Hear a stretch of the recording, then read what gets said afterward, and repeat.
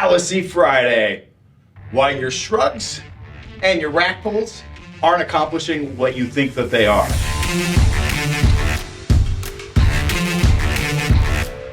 You know, traps are pretty cool. What do you think about traps? Upper traps, they make you look great in the t-shirt, they make you look great in anything you wear. It's a needed muscle group for people that care about aesthetics. That's right. You know, they're the new abs. And a lot of times when people are doing shrugs or rack pulls to build their upper traps. So there's a lot more. So let's talk about traps to begin with. We got the upper, mid, and low traps. So the upper trap, which is what most people think about when they talk about traps, is this one right here. Yeah. So it connects up in here, almost to the base of the skull, and then goes down to the scapula. Then we've got the mid, and we've got the lower.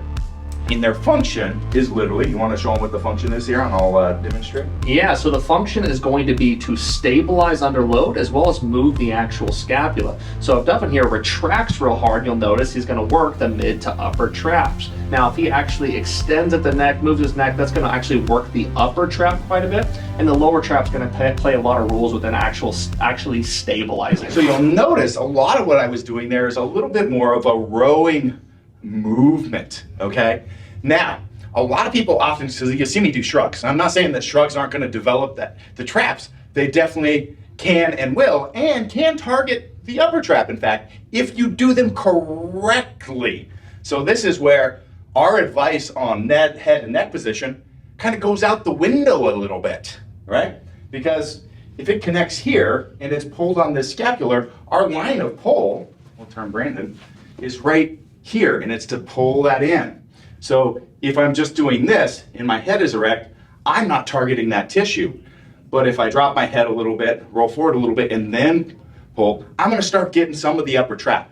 But there are better ways to hit it. What's one of your favorite upper trap exercises? One of my favorite of all times that actually kind of takes people aback a little bit is actually the Duffin Upright Row. They're very surprised by this because they're like, there's not even that much load on it. In fact, they're baffled because they only associate trap development with 600-pound rack pulls that have this much range of motion. But the fact of the matter is, the Duffin Upright Row trains the traps beautifully. I dare you to find an exercise going to provide it a better pump and better stimulation. And that's because it goes through the exact motor actions required to work the trap itself.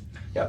The only other one closer to that is basically just like a vertical raise. So grabbing a weight, going up overhead is going to target those upper and mid traps. And then the mid lower trap is going to be, again, a lot of rowing in different planes.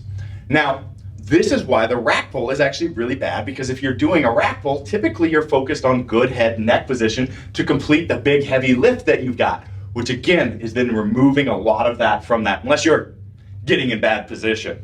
So a lot of different rowing movements where you're pulling that elbow behind the back are going to be great, just like we see here. Another great way to do this is actually at the end of this rowing set is then switching to just the scapular retraction in that plane and then working on that through different angles of pull.